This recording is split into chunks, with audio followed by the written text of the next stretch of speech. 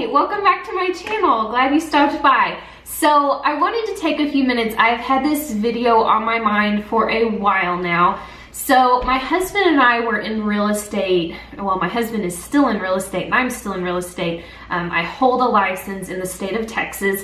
And my husband and I were we're working on a new build project together, and we've worked on rehabs in the past, and now we're getting into new builds, and we were kind of essentially interviewing vendors, because when you build a home, you kind of find those vendors that you work well with, you want to work with, and we decided to get a couple of vendor names and go around and find brick people, light people, etc., etc.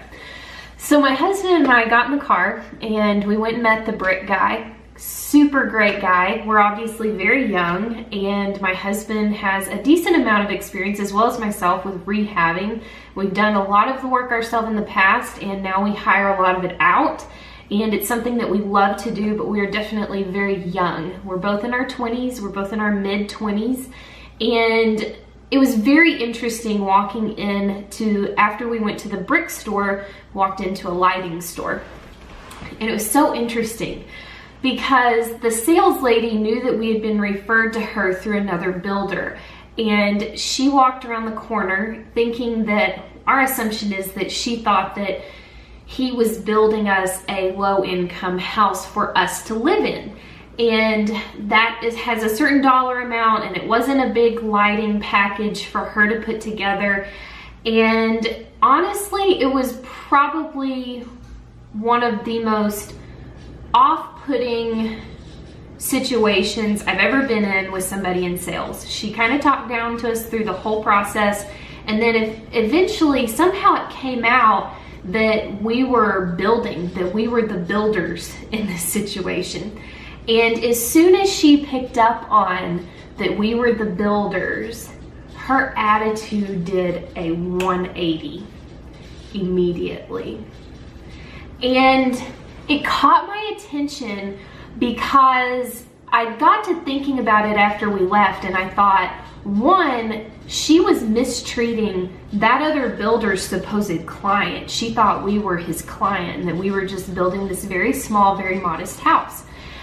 The second thing that struck me was how self-motivated she was, in that once she knew that we were building, that we rehabbed, that we had some experience, all of a sudden she saw us as a potential a potential sale to make, and her attitude changed. And it really struck me because one of the things that I learned while I was in real estate and through some other jobs that I've had that had some degree of sales aspect to them is that you never look at somebody as if you can't make a sale to them. So for example, we sell makeup. Maybe you sell makeup.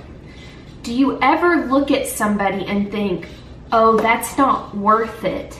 It's not worth it because she doesn't wear makeup. What you're disregarding, and what this lady at the lighting store was disregarding, is the fact that every person on the planet has a network standing behind them that they are connected to. So even if that person you're talking to on Facebook doesn't wear makeup, maybe she doesn't wear makeup, or maybe it's a man, or maybe he's asking you questions. The deal is she has a mother and a sister, probably, or a sister-in-law, or a friend that's female that wears makeup. He has a wife or a sister, or definitely has a mother. Never disregard those connections. The lady that was so rude to us in the lighting store was disregarding the fact that even if we were just building this house, the fact of the matter is if she built a relationship with us, if she built something that stood out to us, when we, in 5 years, in 10 years, we weren't dressed terribly bad. We were dressed in normal clothes, jeans and nice dress shirts, that type of thing. We might come back to her in the future. But the deal is that now she has really put that relationship in question. And how often do we do that with our own makeup businesses when we look at somebody and we prejudge a situation? Never prejudge a situation. You can sell makeup to the lady at the gas station, at Walmart, at the department store. Heck, it could even be another lady in direct sales. You could sell her something that her line doesn't carry.